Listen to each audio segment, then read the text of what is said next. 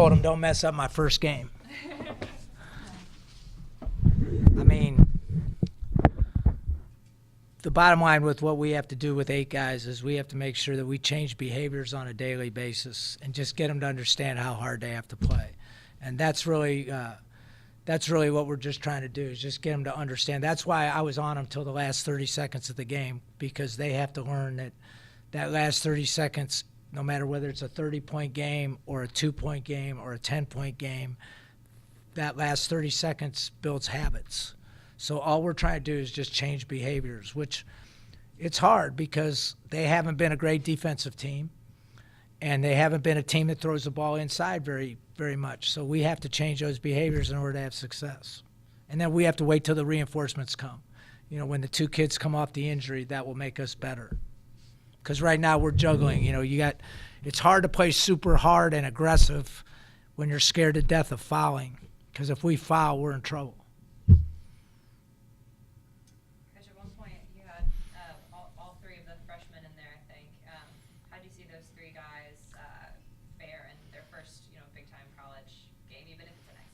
I think Eric Williams is very talented. I mean, it's obvious. He didn't shoot the ball from the 3 line very well, but he's capable of doing that as well.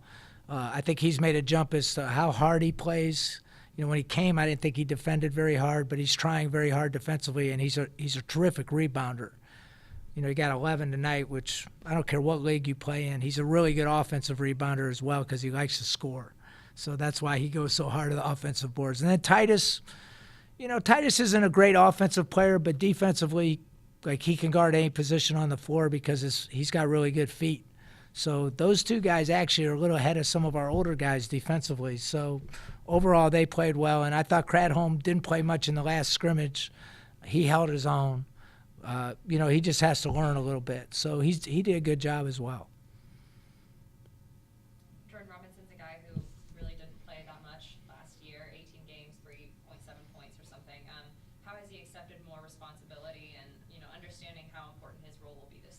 How many minutes he play his career, Dave? Do you know?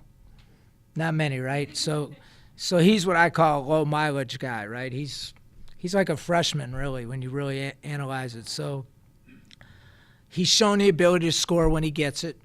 He's got issues when you know, people are in his lap. You know, he's jittery with the ball when, you know, double teams come, but that's all just not receiving the ball very much. He's never had the ball and have any responsibility, really. Defensively, he's improved. He's not really where I want him to be yet. Probably the biggest thing that I'm disappointed in, he has to rebound the ball better. You know, he has to get to the offensive boards. He has to be – I think the biggest adjustment for him is just responsibility. You know, he now has unbelievable responsibility, so he has to bring it every single day, whereas – the last couple of years, he didn't have to really show up because he wasn't going to play really, right? So he's got good talent, and he's a super nice kid. And I think you'll see him get better and better and better. The thing that he's got to learn to do is not let plays bother him and get depressed when he doesn't play well, because he's going to have some moments where he doesn't play well. Based on what you saw today, what does this team have to improve on defensively moving forward to where you'd be happy with the performance? We tried hard. I mean, we got to continue to guard the ball better. It's a hard game to judge, obviously, you know, when you're guarding littler people. That's hard. That's the thing I was most pleased with, is our big guys at least didn't get lost. You know, in a game like that, you can get lost trying to guard little guys. It's hard sometimes. We got a lot of work to do defensively, but we're trying harder. I think we're better. You know, obviously it's hard to judge yet, but we covered actions pretty well, which I think – you know, what we try to do is cover every action that the other team can do, and now it becomes all ball screen defense and one-on-one defense. And then we did a really bad job of, you know, second shots. Like, our guards were pathetic defensively on you know, boxing their guys out. So, again, that's on me because we haven't spent as much time on that as we have some other things. So most of the issues that they have come down to, you know, just what I've spent time with on them. And again, like, this is a whole new program for them, so everything's new. You know, that's probably the biggest. Like, you know, we didn't handle pressure very well, or inbounding the ball against pressure. We haven't spent a lot of time on that. But we're going to have to, because it was kind of a 3-ring circus for a minute. You know, so we've got a lot of work to do. And, that's the thing I told you at the beginning of the year is difficult because you have so many different things you have to cover, so you're not good at anything. With rebounding, with the time, how do you look to make that just not a mindset, but just a mentality where you're pounding the boards, but not worry about the fouls or whatever comes out? Just take them out of the game if they don't do what they're supposed to do. Look, I mean, the hard part now with 8 guys is they all know they're going to play. So I really don't have anything to hold over their head, right? Now I did take Mike Lewis out at the beginning of the half. You noticed that, right? Because I wasn't happy. I took him out because he didn't pass the ball ahead, right? And I thought we did a below-average job of playing together. And that's what losing teams do, right? They don't understand really how to win. They don't make the extra pass quickly. They don't trust their teammates. I just think those are things that when I take them out, they'll figure it out. Again, I don't really like to do that, but I think it's the only way they really learn. You can tell them, but if you get beat off the dribble twice, you're coming out. You'll know that, hey, I better guard the ball a little harder, right? I mean, and so my deal is, look, I'm going to coach them super hard, and then I'm going to spend time with them, right, so that they know I'm behind them. As far as playing together, like you said, is it mostly like communication that they need to work on, or just trust, or just awareness of where everybody is? Well, I think part of it is IQ. We got to work on their IQ. And I think part of it is they're uncomfortable with the system. They don't really know the system. They're learning on the fly, right? So you could tell, like, our post feeding was awful. We did a really bad job of getting the ball into him, even when he was open, right? Because they've never done it. At Akron, we threw it in there every other play or every 2 out of 3 plays or every 3 out of 4 plays. So we got good at throwing it in there. These guys are very uncomfortable. They'd rather put their head down and drive it than throw it in there. When in reality, if they throw it in there and then we could work with Jordan on his passing, they'll get more shots throwing it in there than they will driving it. So that's part of their problems. Did you say anything to Jordan when he picked up the 2 fouls? Yeah. First half? I thought, the second foul he's got to leave alone. We don't really have the people that if he gets 2 fouls and the second one's a cheap one. One of the things we talked about before the game was, look, we can't have any illegal screens. We can't have any hand checks, right? We can't we can't get any holds, where we're holding off the ball. We just don't have that. We just don't have that margin of error. We don't have enough guys. So he gets a second foul, which is a problem. Taryn fouls a jump shooter, right, for his 4th foul.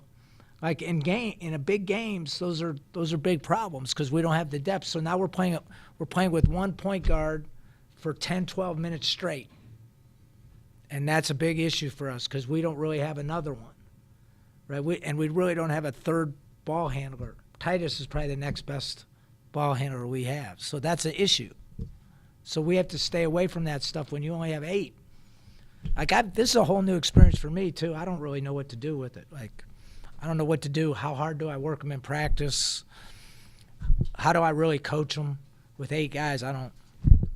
I've coached a long time, but I've never had 8. It's hard. Jordan Robinson and Eric both look pretty comfortable, shooting the ball a lot deeper than they did last year. Is that something that they've been working on this summer?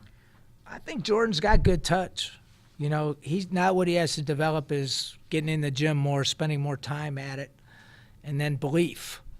So, I don't really mind him shooting the 3 ball. To me, he's one of the better outside shooters. I think we have some shooting difficulties, in my opinion.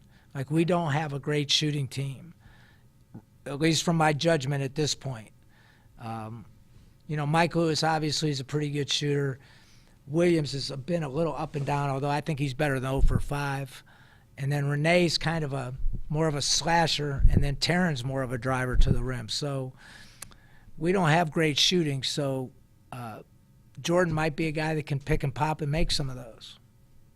With the second half, with Renee's decision-making, a lot of nice passing, his ability to lead, what promise does that show you moving forward? Well, Renee's a really good passer. He's the best passer we have.